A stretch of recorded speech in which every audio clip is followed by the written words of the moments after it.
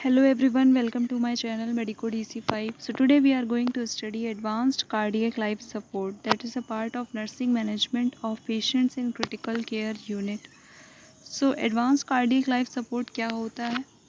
तो advance cardiac life support जिसे हम ACLS भी बोलते हैं, ये एक सेट होता है clinical algorithms, group of procedures या फिर ग्रुप ऑफ टेक्निक्स होता है जिसमें क्या देखने को मिलता है हमें लाइफ थ्रेटनिंग कंडीशंस जो होती हैं जैसे कि कार्डियक अरेस्ट, स्ट्रोक, शॉक, तो इन सारी कंडीशंस में हम क्या करते हैं, पेशेंट को अर्जेंट इमीडिएट ट्रीटमेंट प्रोवाइड करते हैं। तो इसी को हम बोलते हैं एडवांस कार्डियक लाइफ सपोर्ट। अभी जो हमारे पास स्टैंडर्डाइज्ड एल्गोरिथम्स होते हैं, ये क्या करते हैं, ये सेट होते हैं, जो ये एक सेट होता है जो क्या करता है ACLS की स्पीड, इफ़ेक्टिवनेस और आउटकम्स यानी कि इसके रिज़ल्ट को क्या करता है, इम्प्रूव करता है। पर्पस क्या होता है ACLS का? ये पेशेंट की कंडीशन को रिकॉग्नाइज करता है तुरंत और नॉर्मल वाइटल साइंस को स्टोर करता है पेशेंट की कंडीशन को स्टेबलाइज करके और अलर्टनेस प्रोवाइड करता है।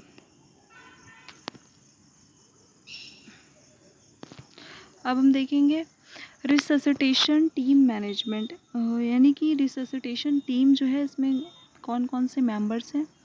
तो इस टीम में होता है हमारे पास टीम लीडर में कार्डियोलॉजिस्ट और एनेस्थेटिस्ट होता है। तो एयरवे मैनेजमेंट के लिए हमारे पास नर्स होती है और मेडिकेशन नर्स होती है। नर्स रिस्पॉन्सिबल होती है डिफिब्रिलेशन के लिए, वो पेशेंट को डिफिब्रिलेट करती है बाय यूजिंग डिफिब्रिलेटर। रिकॉर्डर होता है हमारे पास और कॉम्प्रेशर होता है। कॉम्प्रेशर क्या करता है, पेशेंट को चेस्ट कॉम्प्रेशन प्रोवाइड करता है। अब हम देखेंगे chain of survival. Chain of survival में हम देखते हैं सबसे पहले हम क्या करते हैं, ये चेन ऑफ सर्वाइवल जो होता है इसके अंदर 6 स्टेप्स होते हैं जिसमें हम पेशेंट को advance cardiac life support provide कराते हैं। तो सबसे हम क्या करते हैं, पेशेंट की कंडीशन को आइडेंटिफाई करते हैं जिसे हम बोलते हैं early recognition and prevention.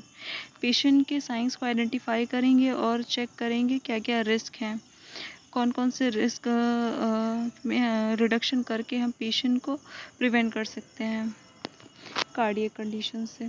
Second thing हम करेंगे एक्टिवेशन ऑफ EMS, यानी कि एमरजेंसी मेडिकल सर्विसेज, यानी जो एमरजेंसी मेडिकल सर्विसेज को हम क्या कॉल करेंगे, इमीडिएटली हेल्प के लिए बुलाएंगे। थर्ड थिंग हम करेंगे हाई क्वालिटी CPR, पेशेंट को हाई क्वालिटी CPR देंगे, चेस्ट कॉम्प्रेशंस देंगे ताकि ब्लड फ्लो मेंटेन हो सके। फिर हम पेशेंट को डिफिब्रिलेट करेंगे बाय यूजिंग डिफिब्रिलेटर। इसमें हम पेशेंट को शॉक देते हैं ताकि पेशेंट की नॉर्मल रिदम रिस्टोर हो सके। फिर हम देते हैं पेशेंट को पोस्ट कार्डियक रेस्ट केयर। इसमें हम क्रिटिकल केयर और मेडिकल इंटरवेंशन प्रोवाइड करते हैं पेशेंट को। रिकवरी में हम पेशेंट को क्या करते हैं, लॉन्ग टर्म रिहैबिलिटेशन सपोर्ट देते हैं, एक्सरसाइजेस वगैरह, मेडिकेशंस कैसे लेना है, ये सब चीज़ों के बारे में पेशेंट को एजुकेट करते हैं। फिर होता है हमारे पास सिस्टमिक अप्रोच। ये एक ऐसा अप्रोच होता है जिसमें हम सबसे पहले पेशेंट विक्टिम को चेक करते हैं कि अनकॉन्शियस है या फिर कॉन्शियस है। अगर वो पेशेंट अनकॉन्शियस है तो हम उसे बेसिक लाइफ सपोर्ट असेसमेंट के लिए चेक करेंगे। अगर कॉन्शियस है तो हम प्राइमरी और सेकेंडरी असेसमेंट करेंगे। बेसिक लाइफ सपोर्ट असेसमेंट क्या होता है, इसमें हम सीन सेफ्टी चेक करते हैं, रिकॉग्नाइज करते हैं। सीन सेफ्टी में हम सेल्फ और विक्टिम की सेफ्टी चेक करते हैं पहले कि हमारा इन्वायरमेंट कैसा है, इन्वायरमेंट सेफ़ है कि नहीं, जैसे कि क्राउडेड इन्वायरमेंट तो नहीं है। रिकॉग्नाइज करते हैं पेशेंट को, उससे उसकी आइडेंटिटी पूछते हैं bye tapping on the shoulder. उसके शोल्डर पे 3-4 बार टैप करते हैं, फिर हेल्प के लिए कॉल करते हैं अगर पेशेंट का कोई रिस्पांस नहीं आता है और EMS को एक्टिवेट करते हैं। फिर हम इमीडिएटली CPR को स्टार्ट कर देते हैं, पेशेंट को शॉक प्रोवाइड करते हैं by using defibrillator. If ROSC achieves, ROSC means होता है रिटर्न ऑफ स्पॉन्टेनियस सर्कुलेशन। अगर पेशेंट की सर्कुलेशन नॉर्मल हो जा रही है, ब्लड फ्लो नॉर्मल हो जा रहा है, तो हम पेशेंट को पोस्ट कार्डियक अरेस्ट प्रोवाइड करेंगे और रिकवरी के लिए असेस करेंगे, पेशेंट को रिकवरी के लिए प्रमोट करेंगे। नेक्स्ट है हमारा प्राइमरी असेसमेंट। इसमें हम क्या करते हैं, पेशेंट का एयरवे चेक करते हैं, हेड टिल्ट और चिन लिफ्ट करके पेशेंट को एडवांस्ड एयरवे देते हैं। जैसे कि ईटी ट्यूब इंट्यूबेशन की नीड है तो वो करते हैं, एम्ब्यू बैग सपोर्ट प्रोवाइड करते हैं पेशेंट को। ब्रीदिंग में हम पेशेंट को ऑक्सीजन एडमिनिस्टर करते हैं, सर्कुलेशन में कॉम्प्रेशंस देते हैं, आईवी एडमिनिस्टर करते हैं। डिसेबिलिटी में हम न्यूरोलॉजिकल फंक्शन कैसा है पेशेंट का, जैसे कि AVPU, ये सारे लेवल्स को असेस करते हैं। पेशेंट अलर्ट है या नहीं, वॉइस कैसी है पेशेंट की, पेन लेवल कैसा है, पेशेंट रिस्पॉन्सिव है या अनरिस्पॉन्सिव है, या फिर किस लेवल पे है उसका लेवल ऑफ कॉन्शियसनेस चेक करते हैं।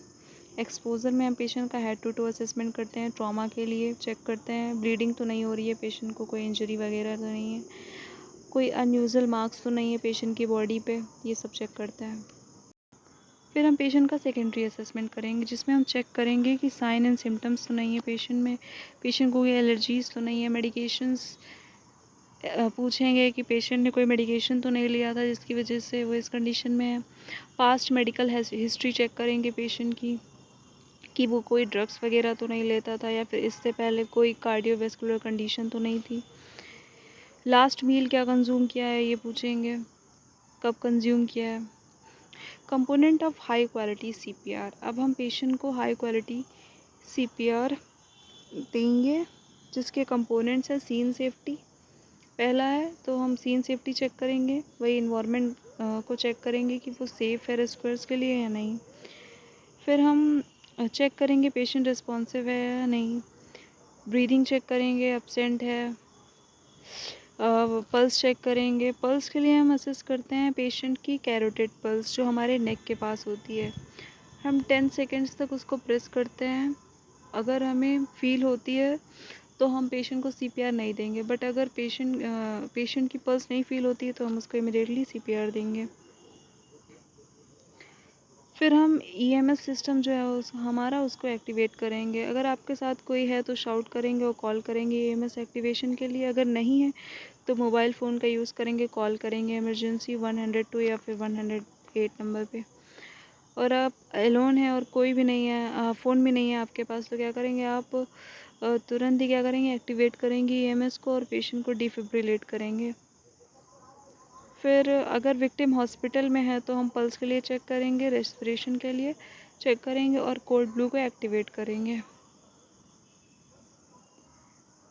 फिर हम पेशेंट को चेस्ट कॉम्प्रेशंस कैसे देते हैं ये देखेंगे। तो क्या करते हैं, हम CPR स्टार्ट करते हैं इमिडिएटली और चेस्ट कॉम्प्रेशंस देते हैं पेशेंट को और ब्रीज प्रोवाइड करते हैं। एक क्राइटेरिया होता है हमारा CAB, जिसमें इंक्लूड होता है कॉम्प्रेशन, एयरवे, ब्रीदिंग। तो इस क्राइटेरिया को फॉलो करते हैं, जिसमें हम कॉम्प्रेशन 30 चेस्ट कॉम्प्रेशंस देते हैं। एयरवे में हम पेशेंट को एम्ब्यू बैग सपोर्ट प्रोवाइड करते हैं, ब्रीथ देते हैं पेशेंट को। तो ये क्राइटेरिया फॉलो करते हैं। अब जो हमारा चेस्ट कॉम्प्रेशन रेशियो होता है वो कितना होता है, तो अगर एडल्ट है और सिंगल रेस्क्यूअर है तो हम उसको 30:2 कॉम्प्रेशन रेशियो होता है पेशेंट का। और अगर चाइल्ड है तो 30:2 होता है, अगर सिंगल रेस्क्यूअर है तो, और इन्फेंट है तो भी 30:2 होता है। और अगर डबल रेस्क्यूअर है तो एडल्ट में 30:2 होगा, चाइल्ड में 15:2 होगा, इन्फेंट में भी 15:2 होगा। 30:2 मतलब है 30 कॉम्प्रेशंस विद 2 ब्रीथ्स, और 15:2 मतलब है 15 compressions with 2 breaths. So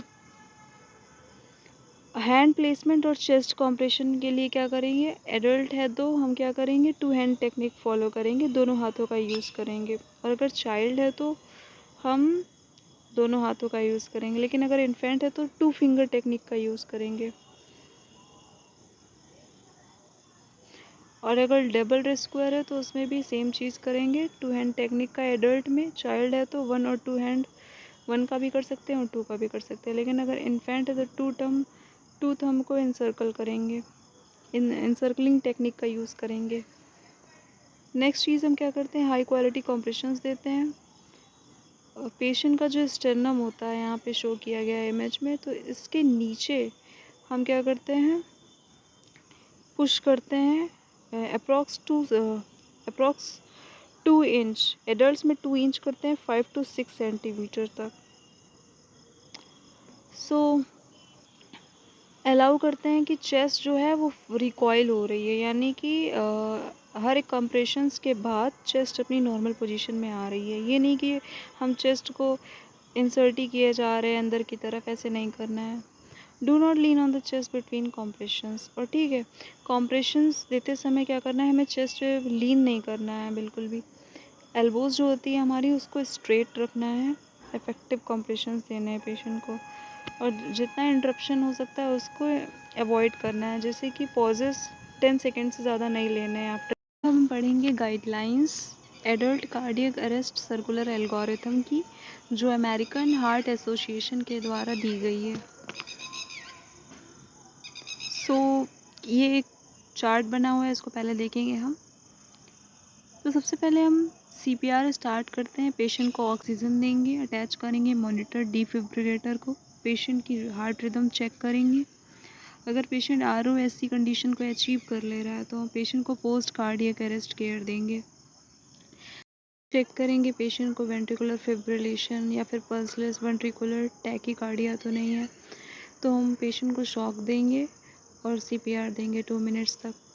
patient को ड्रग थेरेपी देंगे, आईवी आईओ एक्सेस चेक करेंगे, एपिनेफ्रिन देंगे 3 to 5 मिनट्स के अंदर, एमिडेरोन और लिडोकेन देंगे वेंट्रिकुलर फिब्रिलेशन और पल्सलेस वेंट्रिकुलर टैकीकार्डिया की कंडीशन में। कंसीडर करेंगे एडवांस्ड एयरवे को यूज़ करेंगे, और रिवर्सिबल कॉजेज़ जैसे कि हाइपोक्सिया या फिर हाइपोथर्मिया की कंडीशन देखने को मिल रही है, तो इसके कॉजेज़ को हम ट्रीट करेंगे। फिर से मॉनिटर करेंगे सीपीआर क्वालिटी को और कंटिन्यूअस सीपीआर देंगे। सीपीआर की क्वालिटी कैसी होनी चाहिए, पेशेंट को एटलीस्ट 2 इंचेस तक पुश करना है और फास्ट, यानी कि पर मिनट हमें 100 कॉम्प्रेशंस देनी है।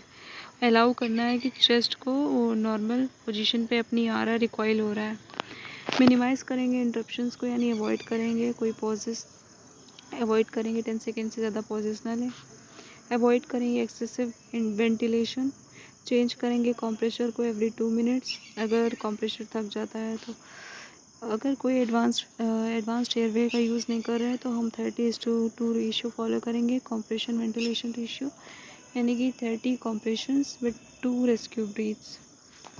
क्वांटिटेटिव वेव फॉर्म कैप्नोग्राफी को क्या करेंगे, चेक करेंगे अगर एडवांस्ड एयरवे का यूज़ कर रहे हैं तो कि सही प्लेसमेंट हुआ है एटी ट्यूब का या फिर कोई अदर एयरवे सपोर्ट डिवाइस है तो वो सही उसका प्लेसमेंट हुआ है या नहीं। अगर पीईटी CO2 लो है या फिर डिक्रीज होता है तो हमें फिर से सीपीआर की क्वालिटी चेक करनी है। शॉक एनर्जी फॉर डिफिब्रिलेशन, तो शॉक एनर्जी क्या होनी चाहिए, अगर बाईफेजिक अगर शॉक वेव्स 2 डायरेक्शंस में हैं तो हम 120 to 200 जूल का यूज़ करते हैं, और अगर मोनोफेजिक यानी एक ही डायरेक्शन में फ्लो हो रहा है तो 360 जूल का यूज़ करते हैं। ड्रग थेरेपी में कौन कौन सी ड्रग्स होती हैं, एपिनेफ्रिन होता है, एमिडेरोन होता है, लिडोकेन होता है। इसके डोजेस देख लीजिए। एपिनेफ्रिन होता है 1 mg जो हमें देना होता है एवरी 3 to 5 मिनट्स में। एमिडेरोन होता है जो हमें फर्स्ट डोज 300 mg बोलस देना होता है इन्फ्यूज़न पम्प से। सेकेंड डोज होता है 150 mg। लिडोकेन में फर्स्ट डोज होता है 1 to 1.5 mg पर kg और सेकेंड डोज होता है 0.5 to 0.75 mg पर kg। एडवांस्ड एयरवे में हम पेशेंट को एंडोट्रैकियल इंट्यूबेशन देते हैं, सुप्राग्लॉटिक एडवांस्ड एयरवे भी दे सकते हैं। फिर वही वेव फॉर्म कैप्नोग्राफी करते हैं, चेक करते हैं कि मॉनिटर करते हैं कि एटी ट्यूब का प्लेसमेंट अच्छे से हुआ है नहीं, और अगर एडवांस्ड एयरवे अच्छे से प्लेस हो जा रहा है तो हम पेशेंट को 6 सेकेंड्स में 1 ब्रीथ देंगे कंटिन्यूस चेस्ट कंप्रेशंस के साथ। आरओएससी चेक करेंगे, पल्स और ब्लड प्रेशर चेक करेंगे, कोई इंक्रीज तो नहीं है पीईटी CO2 में। हमारा पीईटी CO2 होता है partial pressure of end tidal carbon dioxide, जो क्या करता है कार्बन डाइऑक्साइड की कंसंट्रेशन को मीज़र करता है। फिर हमें चेक करना होता है आर्टीरियल प्रेशर वेव्स को, इंट्रा आर्टीरियल मॉनिटरिंग करनी होती है, रिवर्सिबल कॉजेज़ चेक करने होते हैं कौन कौन से हैं और इनको ट्रीट करना होता है। अब हम ये वाला फ्लो चार्ट देख सकते हैं जो और भी इजी है।